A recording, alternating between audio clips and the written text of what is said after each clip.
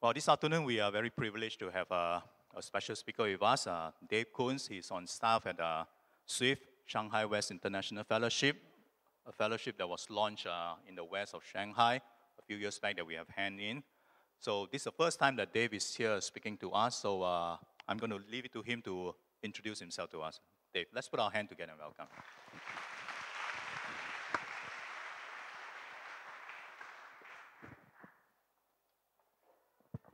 Let me just get myself organized here for a minute. Well, it is a pleasure to be here with you this afternoon. For those of you who I haven't met, and that would be most of you, my name is Dave Koons, and I am the groups director, a small groups director, a pastor out at Shanghai West International Fellowship, as Richard has mentioned. And perhaps like many of you, I am a recent arrival to Shanghai. Now, I have lived and worked in northern China for a number of years. I used to be a teacher in Beijing and Tianjin. I don't know if any of you have spent time there, but it's quite a bit different than Shanghai. And we've just recently come to Shanghai this past January. Moved our family. I have a wife, Katie, and 2 young children, and we're still settling in here in this city. Now, I'm someone who is fascinated by the history of places. This church is a place of interest to me. It's clearly has endured some time and seen some of Shanghai's years and history. And so when we got to Shanghai in January, I was eager to learn about the place we had moved to. What makes Shanghai tick? What makes this place unique? You know, people in northern China will tell you all sorts of things about Shanghai, and people in Shanghai will tell you all sorts of things about northern China. So I thought, okay, I need to do some research. So this summer we had an opportunity to go back to the U.S. For a bit of a vacation. And I don't know what you like to do when you're on vacation, but I like to read. So I happened to stumble upon this book. I don't know if we've got the slide here or not. The name of the book is Shanghai, The Rise and Fall of a Decadent City. And it was written by a woman named Stella Dong. And it covers about a 100-year period in Shanghai's history, 1840 to 1940, roughly through the Second World War. You can see the image there. And Stella Dong sort of profiles what made Shanghai Shanghai. Where did this city come from? You know, Shanghai is known the world over for lots of things. Unfortunately, at the top of that list is often its debauchery, really. Its reputation for sin and for lust and for extravagant displays of wealth. And she does quite a marvelous job of detailing these things in her book. So much so that sometimes it's a bit frightening to think, oh my gosh, this is the place I've made my home. You know, she talks about how the fortunes of Shanghai were really built on the traffic of illegal drugs like opium, on things like the exportation of indentured servants and slaves out of China to other parts of the world back at the turn of the century. It became a place that was known for its brothels, for prostitution, for those, you know, there became a saying in Shanghai in the 1920s and 30s that if you came to Shanghai, you must be running from something. This was the place that would take you in, and you could sort of have a new start. And my favorite quote from this book comes from a missionary who was living here in the 1920s. And you can put it up on the screen if you like. It says, this missionary said, "If God lets Shanghai endure, then he owes Sodom and Gomorrah an apology." Okay, those are pretty strong words, right? Wow, that's some heavy stuff. And at this point, you might be saying, wow, this guy's really down on Shanghai. Is this just going to be a message about how wicked the city we live in is? And no, that's not my point this morning. I don't actually believe there are evil cities or good cities. I think the presence of darkness, the presence of evil, the presence of sin can be found everywhere, from the smallest village to the biggest city. And the same is true of God's kingdom, right? The power of God, the grace of God is present everywhere. But I think sometimes when we live in cities like Shanghai, in the big city, sometimes the visibility of evil, the visibility of sin is sort of paraded, right? It's on display for all to see. And I don't know about you, but if you spend much time in the city, it's hard to miss the power of evil, the power of darkness at work in this place. You know, you consistently will encounter injustice in this place. You will encounter economic disparity. We encounter materialism in excess everywhere. We know people making destructive life choices. We encounter dishonesty. We know people who are suffering from infidelity in their marriages, from the corruption of their workplaces. Maybe you face pressures in your job to compromise your values and what you believe to be true. Maybe you're feeling the pressure to more aggressively promote yourself in this place, to sort of put yourself out there to be recognized and seen. And evil can penetrate our lives and begin to wound us. It can wound our relationships, our friendships, our families. And I think if we're honest, it can even sort of pervade, it can sink down deep into who we are, into our hearts and our lives. And there can be a temptation for evil to begin to speak to us, to tempt us, to cause us to burn with anger. And so I think the question, the dilemma that I'm wrestling with this afternoon in this message is, how do we live in the presence of evil? Evil is a reality. Sin is a reality in our world. And maybe we see that frequently in the places we live and work. But the Bible doesn't somehow promise to us that we become immune to the reality of evil. As we choose to follow God, these things don't just disappear into the background. They're still there, and we still need to foster or cultivate a response to them. And I think the Bible does offer us a unique perspective on how to proceed. And today I've selected Psalm 37, a psalm of King David's. And this psalm is really his reflection on this dilemma, on the problem or the presence of evil in our world. Now, in this poem, I found a number of images and even commandments from David that are things I've taken to meditate upon and have encouraged me in times in my life where I've felt overwhelmed, maybe despairing, frustrated, angry. This psalm has been a refuge for me, and I hope that we can find some of those images and ideas this afternoon.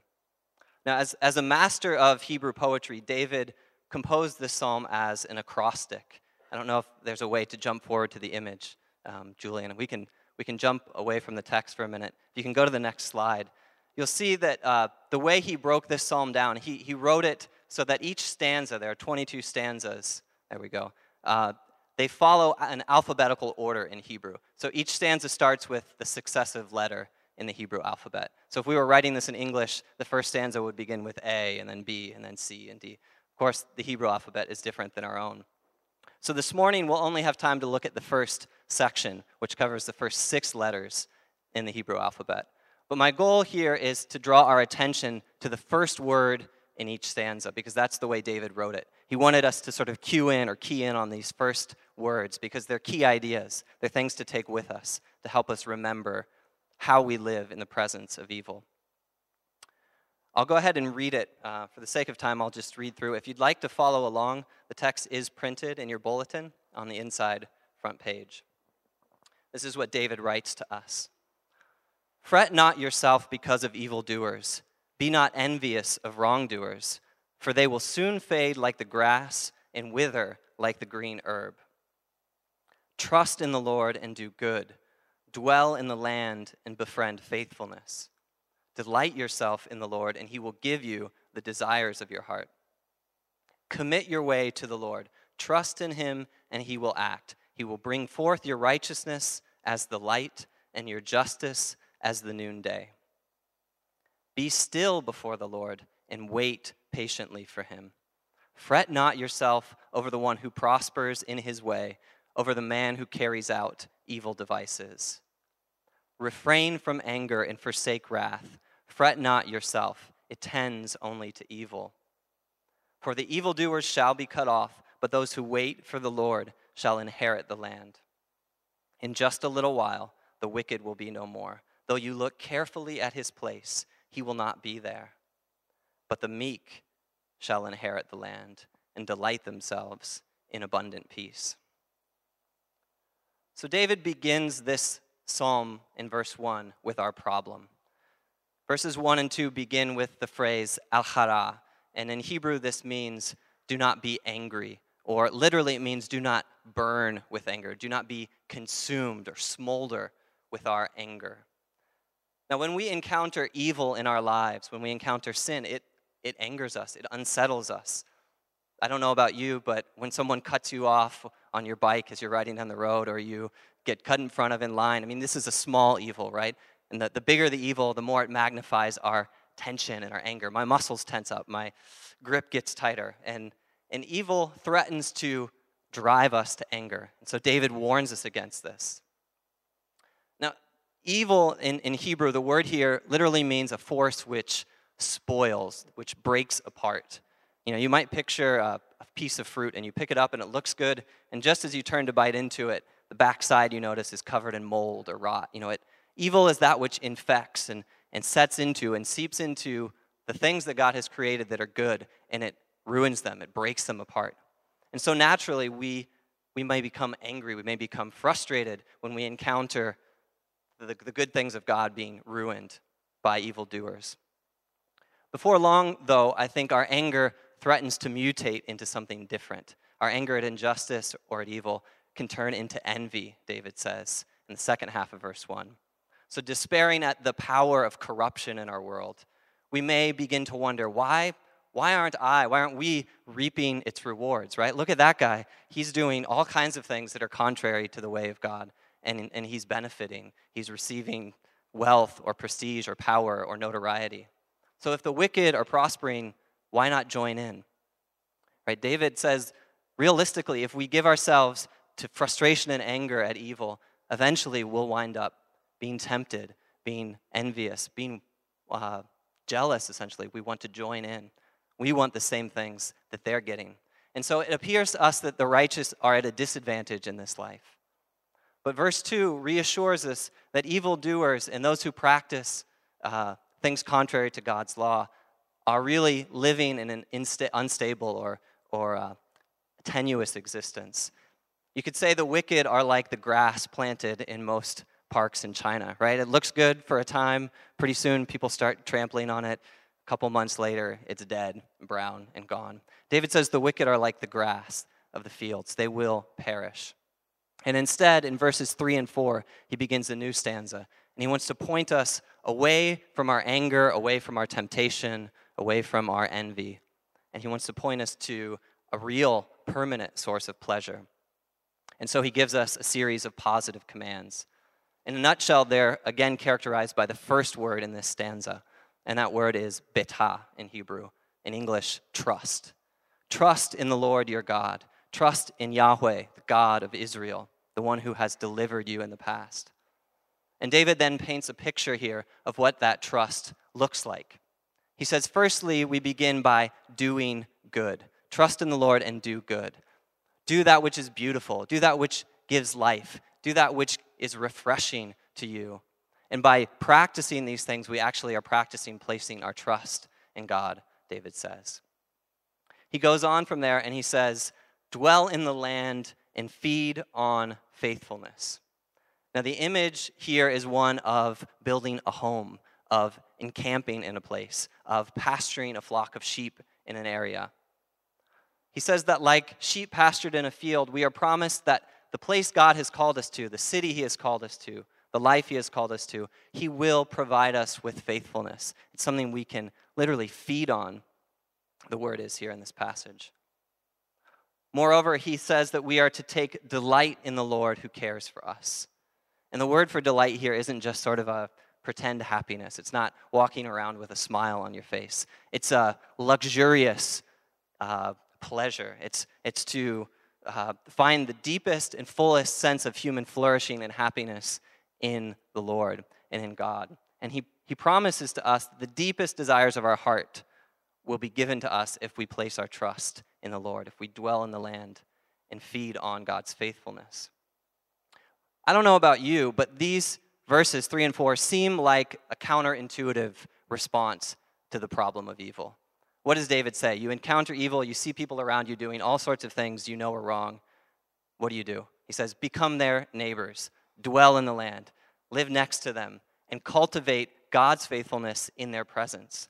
He doesn't say we're to abandon cities like Shanghai because of whatever wickedness they choose to participate in. We're not to flee to the suburbs because they're safer or more wholesome. Instead, David challenges us to make our home here in the midst of this challenging, difficult place. in order to practice a trust in God's faithfulness to us. Now, some of you may have read books by the pastor Tim Keller. Anybody ever read a Tim Keller book? A few of you out there. Tim Keller, in addition to being an author, is a pastor who's helped plant a number of churches in New York City and then with his colleagues in urban areas across the world. And Tim Keller tells the story of how he moved his family into New York City when his children were quite young. And that was a deliberate choice because they believe that God's grace exists in a special way for the cities of the world. And he says that as God's people living in the city, we can expect to encounter God's grace in two different ways in the city. He says the first is that we can be agents of God's grace for the city. Because God loves the city, he sends his people there to speak his truth, to speak his love, to offer his forgiveness, his reconciliation, his care for that place. But secondly, he also says that we can experience grace through the city, that the city actually is a gift to us, that its cultures, its people, its ideas, its resources, its opportunities are gifts God has given each of us to make use of. They're common grace. They're given to all of us, not just the people of God, but to everyone. And see, the problem is most people who move to the city move there to use the city, right? Keller says they come to extract what they can, take what they can, get their promotion, make their money, and move on. They don't care for the well-being of that place. But God's people are called to a different standard. We're called to make our home, to dwell in a place, and to cultivate faithfulness, to feed on God's faithfulness there, and then to nourish and steward and care for the city we live in as a result. So then to dwell in the land is a profound call to place our trust in the Lord. Moving on into verses 5 and 6, David expands upon what it means to trust God in the presence of evil. And this stanza begins with another Hebrew verb, and the verb here is goal, and it translates in this passage to commit. Commit your way to the Lord. Commit your path to the Lord. But again, David's a poet, remember, this is poetry, and he's chosen a verb that actually, it translates commit, but it literally means to roll onto. If you had a heavy weight, a stone, or maybe the lid of a well, a stone lid, and you needed to really put your weight into it and roll it onto something, this was the verb that you would use. And so he's saying we're to commit our lives, to roll our lives into the care of God. The heaviest things, the things that burden us the most, the things that we treasure the most and care for the most, we're called to entrust them to the keeping of Yahweh, to the keeping of God. Now, this particular verse is of special significance to me. If you were to look inside my wedding band this afternoon, you would see that Psalm 37, verse 5 is inscribed there, a reference to it. And back when my wife Katie and I were first dating, we met in northern China. We were both teachers there. And that was a time where I was both overwhelmed with excitement and terrified out of my mind. I don't know if you've experienced that when you've met a significant person in your life. I was excited and overwhelmed with joy to meet someone who I loved in a way I had never loved anyone before. And I was filled with the excitement of being loved in a way that I had never been loved before. But I was also terrified. I was terrified because it meant I was putting my heart out there to be risked, right? It was risky. I was looking to place such a valuable and precious thing out there to be vulnerable. And I was paralyzed with the fear because I grew up in a family where marriage was not an easy thing. There was brokenness in my home, and I didn't see a positive picture of marriage. And I thought, what if the power and the presence of evil eventually breaks apart and infects and spoils the love that I have for Katie? Do I want to go through that? Do I want to put myself out there? Do I want to take that risk to commit myself to her?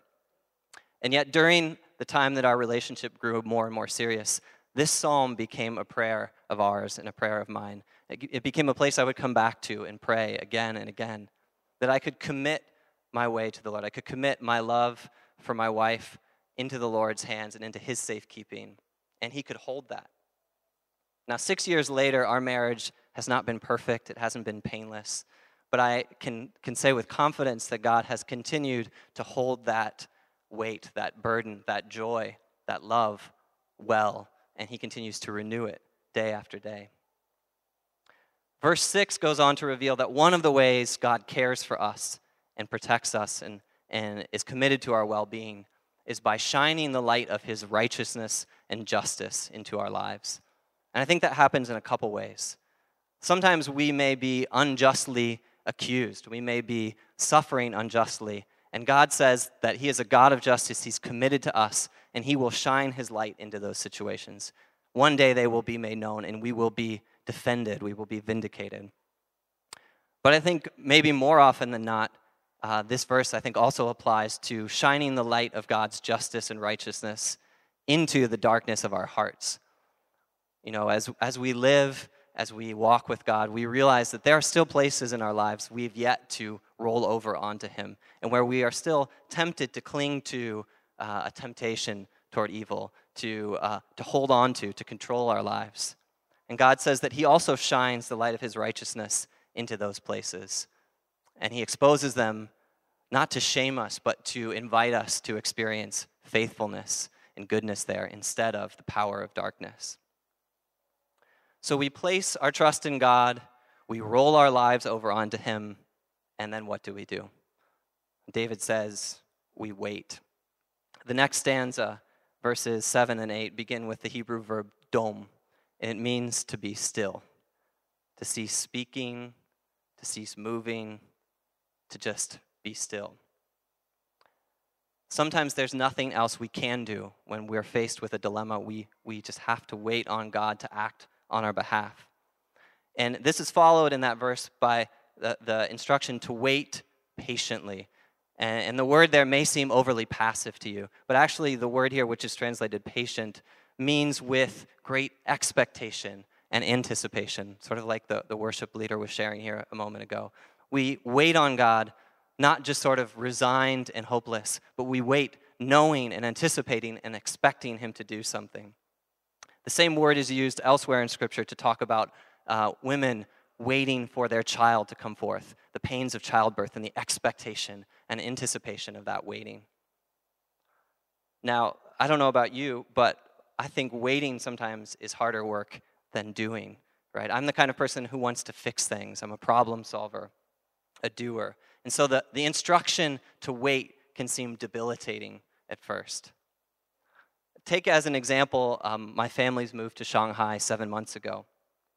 We had lots of problems and bumps along the path to settling in here. Maybe some of you can relate to that. And I think coming in, I decided I was going to be the one who smoothed them out. I was going to, get all the paperwork done in advance, scout everything out, and I would make sure our entry into Shanghai was as seamless as possible. And it didn't go that way. There were a number of things that were surprises, unexpected.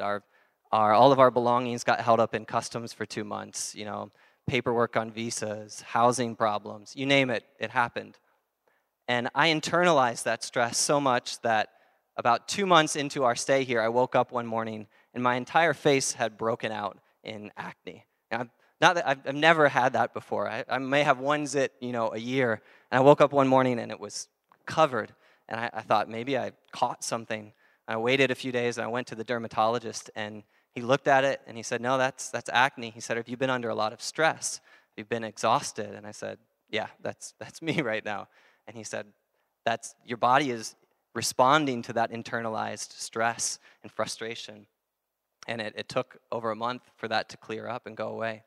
And I've sensed in these preceding months that God is challenging me to roll the frustrations onto him, to give them to him, to commit my way to him, and then to be still, to let him fight the battle on our behalf. If he's the one who's called us to live in this place, if he's called you to live in Shanghai, he's called you to dwell on his faithfulness here, not your own might, not your own strength. And it's not primarily your responsibility to attend to your well-being. Finally, I think part of our well-being, our way of trusting God, is by leaving behind the baggage of our stress, of our anger, of our fear, of our exhaustion. Verses 8 and 9 go on in the next stanza, and they begin with the verb herep, and this verb means to let go of, to walk away from, to abandon. And they're called to abandon the anger and wrath that burn within our hearts when we encounter evil. You know, when we sin or when we are sinned against, I think our lives tend to accumulate baggage. You know, we may become jealous, we may become angry, we don't want to forgive. Or maybe whatever it is that's happened feels so overwhelming, so big, so scary, that we don't want to let go. We're afraid if we let go, our lives will spiral out of control. But verse 8 suggests that the last step in trusting God with our lives is to clear the room of this baggage, that we're invited instead to relax into God's goodness. The Hebrew word for anger comes from the word for nose. It's from flared nostrils. It's from tension. It's from grasping and holding on.